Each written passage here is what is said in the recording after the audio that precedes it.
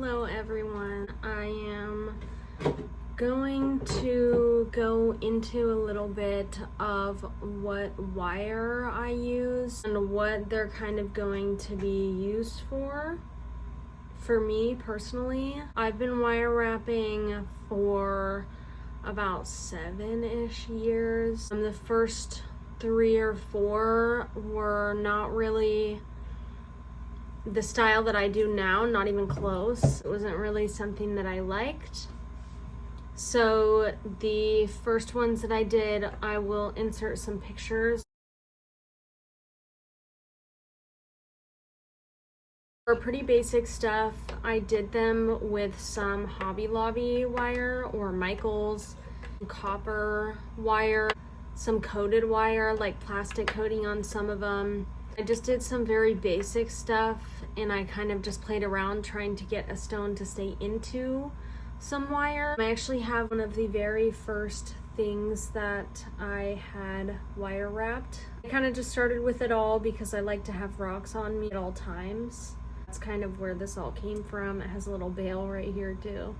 It's like huge, which is funny. So eventually I started getting a little more into heady style wire wraps, I guess you would call it. A little bit more of full sterling silver and gold fill. I order all of my stuff off of Rio Grande. I don't know if that's how you say it, but that's how I say it. They're a jewelry supply wholesale website. So everything I believe is like the base price of silver, gold, and all the other metals. You can get copper wire off of eBay as well. I don't know if Rio Grande has people to sign up and have a wholesale account to buy certain things. And I don't know if they have changed their rules over the years to make it so that you need to spend a certain amount or something to be able to make that threshold of whatever amount.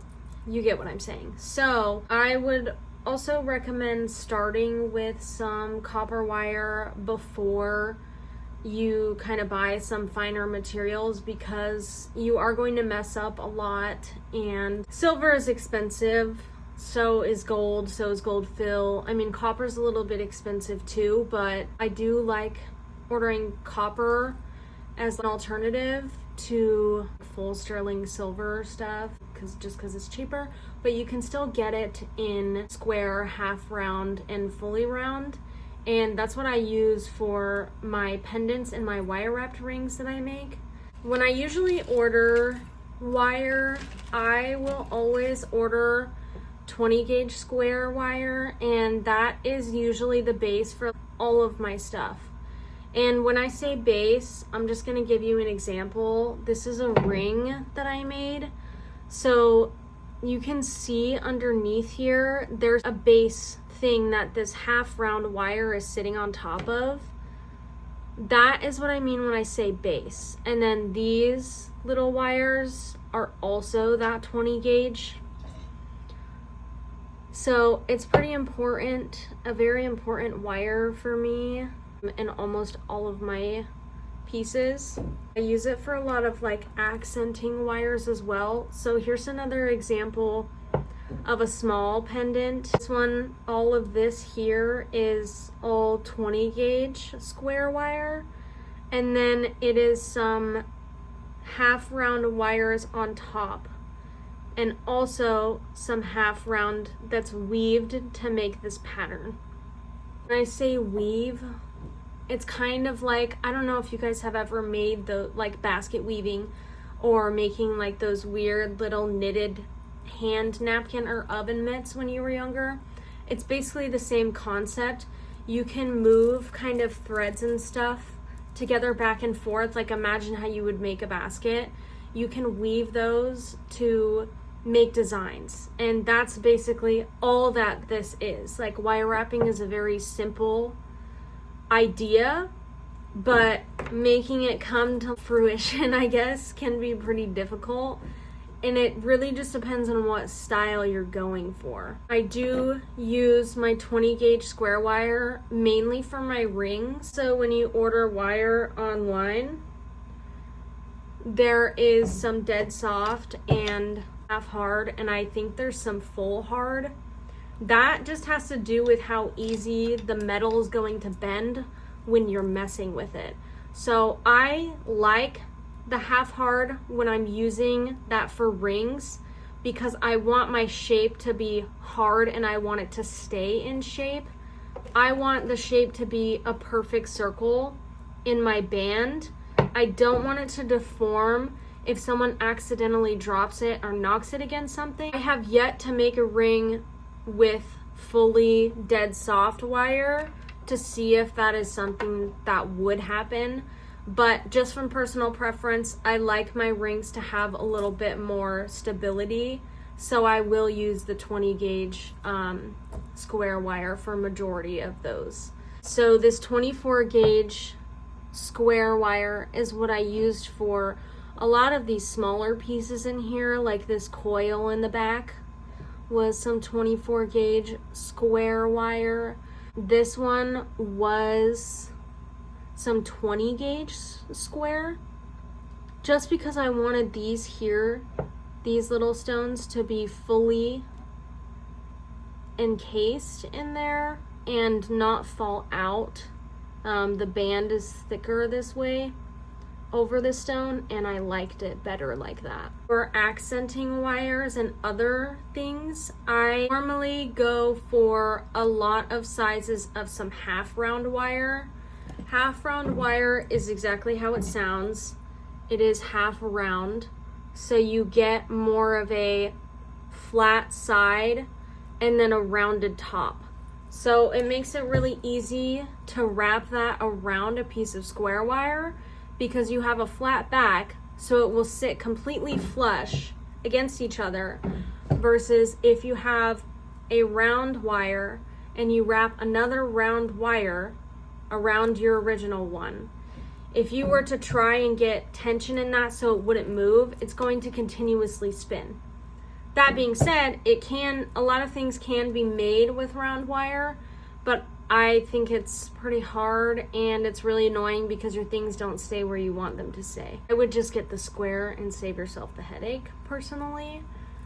But if you're just practicing, you can practice with the round. I do order a lot of different sizes of half round wire. This one here in this pendant, these ones are all 20 gauge half round. 20 gauge half round I use a lot. I use it on my wire rings. I use it for some accenting and making coils and things like that. This is that 20 gauge right here. That is some 28 gauge round wire. So these little ones are square, and this little one here is some round wire, and I just wrap that around to make a design. It kind of looks like a guitar string. You can do some without this too. You don't have to add those things on when you're making your piece, but there's a lot of different things that you can do, a lot of different sizes and kind of shapes you can go for. You can see here this ring is a lot taller than this one, just because of the thing that's placed in the middle. So you have a lot of different options. Rio Grande has some low dome wire, and it's basically some half round, but they're different shapes and sizes. This one that I have just ordered, I believe, is low dome number 5. I do like this one because it gives it a nice puffy look on the top, but a nice flat edge on the bottom. And it's a little thinner, so price point, it is cheaper. Some other kind of things that I'll order is just a variation of some round wires. I have 32, 30. These ones are pretty thin, so I don't know if I would really recommend those two for people who are just starting out. Just because the wires do break very easily if you're not careful, and when you're wrapping them around like a piece of square wire, it can be really irritating when it breaks like every 5 seconds if you're not like very soft with it. So I would probably say 28, 26. I don't really go to 24. I really only do 28 and 26. Sometimes I'll do some larger round wire for accenting pieces And when I say accenting pieces, I kind of just mean everything that's around this. So again, here's an example. This one here is some half round wire, just wrapped around a few pieces of square wire to give it this kind of effect. This here is a half round piece of wire. This one is some square wire wrapped with like a 28 gauge wire. All of these are relatively the same thing. You just move them around to make different patterns. So some bubbled pieces of wire that I use for accents. Another one of these type of things.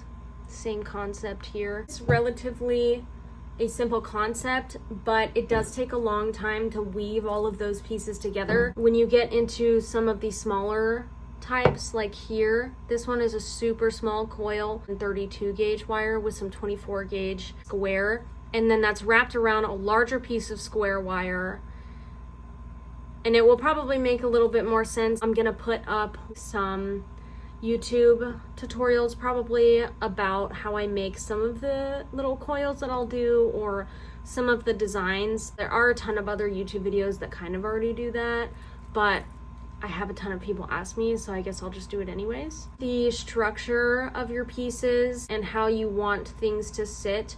You want to be able to ideally put stones inside of something and them not to fall out.